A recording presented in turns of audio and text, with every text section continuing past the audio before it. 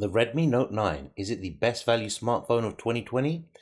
Well, in order to come to a conclusion, let's compare it to the Samsung Galaxy A21s right after my intro.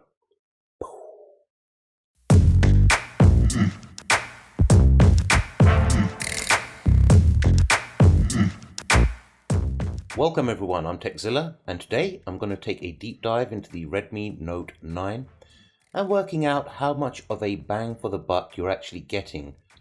Now, from my research, the average consumer is fed up of buying smartphones costing in excess of £1,000. So let's take a brief look at the Redmi Note 9 before comparing it to the Samsung Galaxy A21s. Putting the Redmi Note 9 into perspective, we have to address the price. As a one-off price, it's super cost effective and available to buy for £149 on 3UK exclusively from right now. On contract with 3UK, there is also an option of a £19 upfront cost, with the first 6 months being half price, costing you just £10 each month. I will leave a link in the description below should you wish to make a purchase of it. So, as you can see, it is extremely well priced, and you might be wondering what shortcuts have been made to reach this price point. Cameras perhaps? Well, it is equipped with a 48 megapixel camera which allows the user to switch between different modes to capture various types of scenarios, ensuring an immersive visual experience. It boasts a variety of lenses, including a macro lens, an ultra-wide angle lens, as well as a depth field lens, ensuring whatever the picture, there's always immaculate clarity to capture all those unforgettable moments. Now, the Redmi Note 9 also comes with surprising upgrades, especially at this price point, including a bigger battery at 5020 mAh, 18-watt fast charging, and a portable scanner.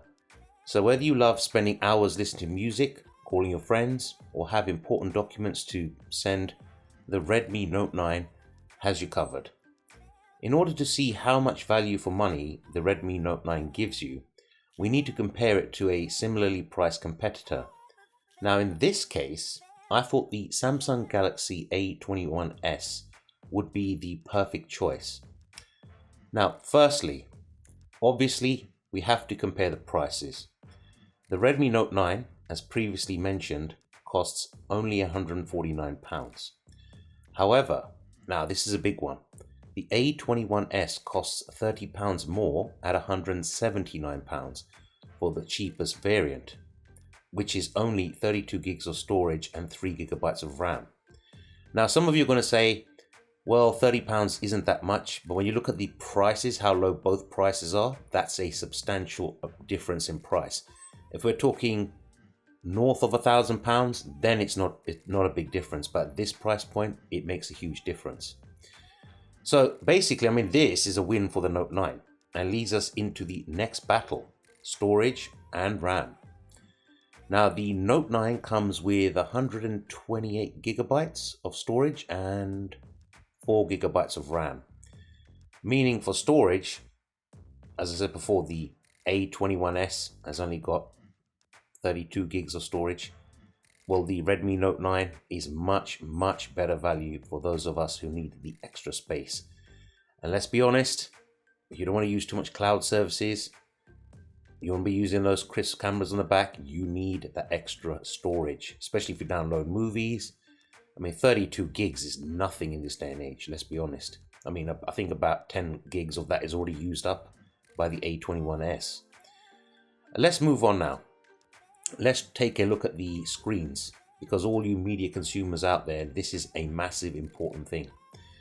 Now the Redmi Note 9 comes with a 6.5 inch IPS LCD panel with an 83.5% screen to body ratio.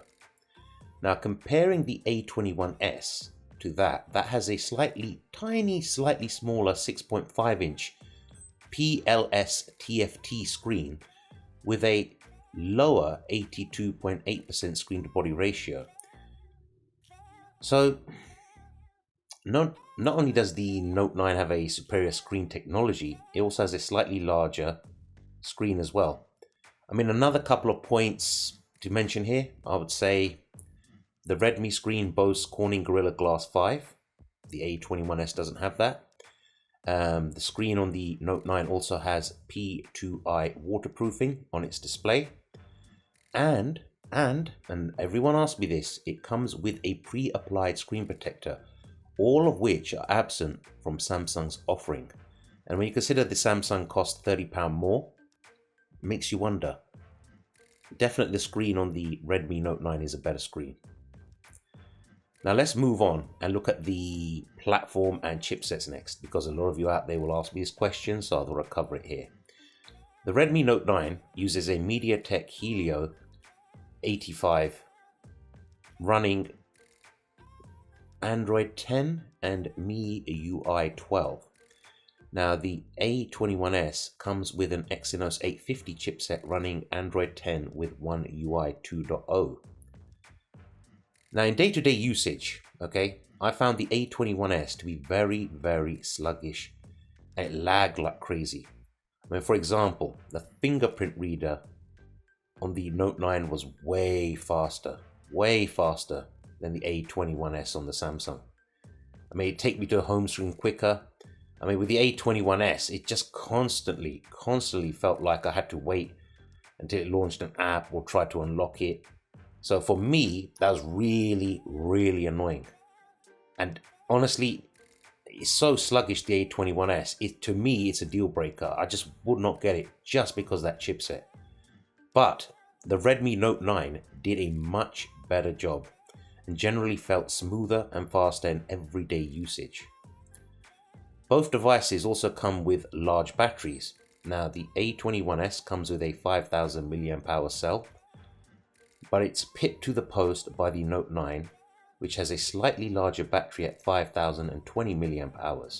Now granted, that's not a huge difference. Let's be honest, it's tiny.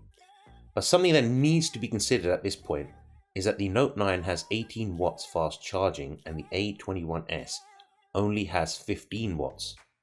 And there is one more feature that the Note 9 has over the A21s, and that is reverse wireless charging at 9 watts.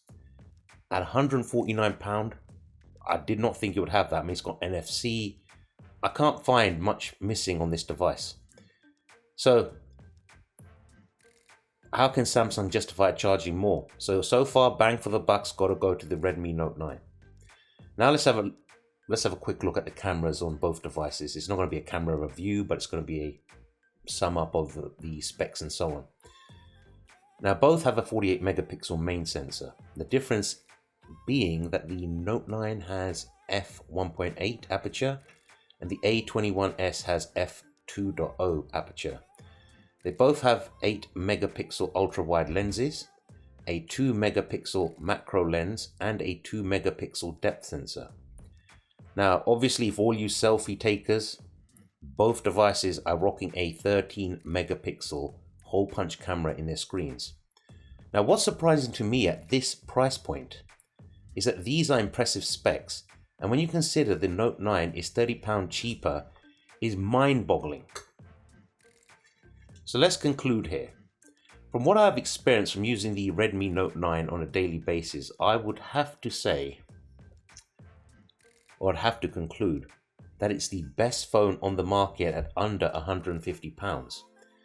It even outpaced and beat the Samsung Galaxy A21s in every spec category and has features that are absent from Samsung's budget smartphone, such as Gorilla Glass 5, waterproofing on the display, and reverse wireless charging.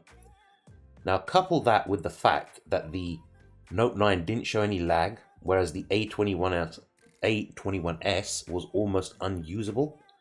I have to admit that I am seriously impressed. And being a self-confessed spec snob, let's try and say that quickly, spec snob, I love my flagship devices. I'm not big on budget devices or mid-rangers. I'm actually impressed by the Redmi Note 9. And that should speak volumes for you guys out there, because I'm a very techie nerd type of person. So tell me, what's your opinion? Are you tempted? let me know in the comments below. If you have any questions, feel free to reach out to me and I'll try my best to answer them. I can't promise I'll get back to you straight away, but as soon as you reach out to me, I'll try my best. If you haven't already, smash that subscribe button and bell notification icon. And don't forget to share my video on all your social media. Give my video a thumbs up. I don't want you to miss any of my future content. And it helps me out a lot when you share my video. And until next time, I'm Zilla saying take care. Thank you for watching and peace.